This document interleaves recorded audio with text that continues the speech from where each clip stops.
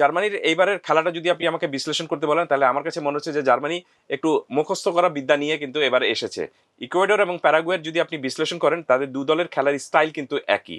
আমার প্রেডিকশন হলো এখানে 3-0 ইন ফেভার অফ জার্মানি। আসসালামু আলাইকুম প্রিয় দর্শক, স্বাগত জানাচ্ছি ওয়ার্ল্ড কাপ নিয়ে আমার দেশের বিশেষ আয়োজন সাইডলাইন টকের সঙ্গে আছি আরমান মুজাহিদ। আমাদের সঙ্গে অতিথি হিসেবে যুক্ত আছেন আমার দেশের স্পোর্টস এডিটর কায়সার ভাই। কায়সার ভাই কেমন আছেন? জি ভালো, ধন্যবাদ। ওয়ার্ল্ড কাপের তো গ্রুপ পর্বের দীর্ঘ জার্নি শেষ হলো, 72টা ম্যাচ শেষে আবার রাউন্ড অফ 32। আমরা দেখলাম যে জার্মানি এবার ওয়ার্ল্ড কাপটা দুর্দান্তভাবে শুরু করলো 7-1 জয় দিয়ে। তারপর জার্মানিকে আমরা হারতেও দেখলাম। তো এই ম্যাচটাকে আপনি কিভাবে ব্যাখ্যা করবেন?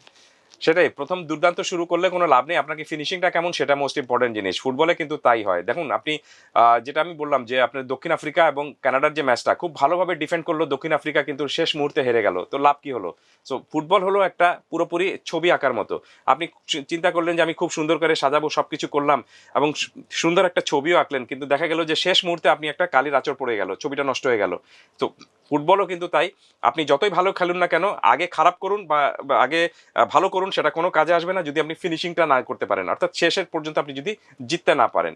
সো জার্মানির শুরুটা ভালো হয়েছিল, আপনি কুরাসার বিরুদ্ধে তারা খেলেছিল 7-1 গোলে তারা ম্যাচটা জিতেছিল, পরের ম্যাচটাও তারা জিতেছে, কিন্তু গ্রুপের শেষ ম্যাচটা ইকুয়েডরের সাথে তারা হেরে গিয়েছে। পরের ম্যাচটা তারা যেটা জিতেছে সেই ম্যাচেও কিন্তু তারা পিছিয়ে ছিল, পিছিয়ে থেকে তারপর কিন্তু আপনার তারা জিতেছে এবং বদলি খেলোয়াড় যিনি নেমেছিলেন উন্দাভ, তিনি দলকে জিতিয়েছেন। জার্মানির এইবারের খেলাটা যদি আপনি আমাকে বিশ্লেষণ করতে বলেন তাহলে আমার কাছে মনে হচ্ছে যে জার্মানি একটু মুখস্থ করা বিদ্যা নিয়ে কিন্তু এবার এসেছে। আপনি দেখবেন যে তারা যে গ্রুপের 3টি ম্যাচ খেলেছিল, এই 3টি ম্যাচের মধ্যেই তারা একই স্টাইল, একই ফরমেশন, একই কৌশল, ইভেন আপনি একাদশও একই তারা খেলিয়েছে। তো এর চেঞ্জ কোনো নেই। কিন্তু ফুটবলে বা যে কোনো খেলায়, আমি মনে করি খেলায় কেন, আপনি জীবনের যে কোনো পরিস্থিতিতে আপনাকে পরিস্থিতি যেটা দাবি করছে আপনাকে সেই অনুযায়ী কিন্তু চলতে হবে। যেটা জার্মানি করেনি বলে ইকুয়েডরের মতো দলের কাছে তারা ম্যাচ হেরে গিয়েছে।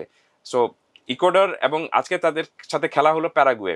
ইকুয়েডর এবং প্যারাগুয়ের যদি আপনি বিশ্লেষণ করেন তাদের দু দলের খেলার স্টাইল কিন্তু একই। ইকুয়েডর এবং প্যারাগুয়ে দু দলের খেলার স্টাইল একই, তারা দুটো দলই একই জায়গা থেকে উৎপত্তি। আপনি দক্ষিণ আমেরিকার দল, তারা লাতিন দল, এবং খেলে যে খুব ফ্লামবয়েড ফুটবল তা কিন্তু না। তাদের মধ্যেও যেটা হলো যে তারা আপনার ম্যাক্সিমাম সময় ডিফেন্স করে, কিন্তু অ্যাটাকে যখন যায় তখন কাউন্টার অ্যাটাকে খুব দ্রুত যেতে পারে। সো প্যারাগুয়ের এই বিরুদ্ধে এই ম্যাচে জার্মানির জেতা উচিত, কারণ ব্রাজিলের মতো প্যারাগুয়ের শুরুটাও কিন্তু ভালো ছিল না, ইউএস এর সাথে 4-1 হেরেছিল। রাইট, কিন্তু তারপরে তারা ঘুরে দাঁড়িয়েছে। সো এটাই আমি মোস্ট ইম্পর্টেন্ট থিংস হলো এটাই, যে how you have to finish, how you have to start it does not count if you can't finish in a good manner. So এটা জার্মানির জন্য অনেক ইম্পর্টেন্ট একটা বিষয়। 7-1 গোলে তারা বিশ্বকাপ শুরু করেছিল, কিন্তু ইকুয়েডরের বিরুদ্ধে এই ম্যাচটা তারা যদি ভালো করতে না পারে তাহলে বিশ্বকাপ তাদের জন্য এখানেই শেষ হয়ে যাবে। একটু জানিয়ে রাখি, 2014 বিশ্বকাপে জার্মানি চ্যাম্পিয়ন হয়েছিল, পরের 2 বিশ্বকাপে কিন্তু তারা প্রথম রাউন্ড থেকে বিদায় নিয়েছিল। এবার অন্তত সেই দুঃখ থেকে বেরিয়ে এসে তারা রাউন্ড অফ 32-তে এসেছে এবং ইকুয়েডরকে ফেস করছে তারা। তবে প্যারাগুয়েকে ফেস করছে, ইকুয়েডরের সাথে তারা হেরে এসেছিল। বাট আমার কাছে মনে হচ্ছে যে জার্মানির এই ম্যাচটা জেতা উচিত। প্রেডিকশন কি বলে আপনার? আমার কাছে মনে হচ্ছে যে জার্মানি যদি আগে গোল করতে পারে তাহলে এখানে 2-0 বা 3-0-তে জার্মানির জেতাটা উচিত। আপনি শক্তি যদি বিবেচনা করেন, ফর্ম যদি বিবেচনা করেন, পুরো দলের যে কৌশল সবকিছু যদি বিবেচনা করেন, তাহলে আমার মনে হয় যে ইকুয়েডর এখানে একটু ডিফেন্সিভ খেলতে চাইবে, কোনো সন্দেহ, প্যারাগুয়ে একটু ডিফেন্সিভ খেলতে চাইবে, কোনো সন্দেহ নেই, কিন্তু সেই জিনিসটাই জার্মানিকে কাজে লাগাতে হবে। সো আমার প্রেডিকশন হলো এখানে 3-0 ইন ফেভার অফ জার্মানি। ঠিক আছে ভাই, আপনার গুরুত্বপূর্ণ সময় থেকে সময় দেওয়ার জন্য ধন্যবাদ। দর্শক, আজ এখানেই শেষ করতে হচ্ছে। 3টি ম্যাচ রয়েছে, সেই ম্যাচগুলো আমরা উপভোগ করবো। এরপরেই আর কোনো আয়োজনে আপনাদের সঙ্গে দেখা হবে। সে পর্যন্ত সবাই ভালো থাকুন, সুস্থ থাকুন, আমার দেশ স্পোর্টসের সঙ্গে থাকুন। আল্লাহ হাফেজ।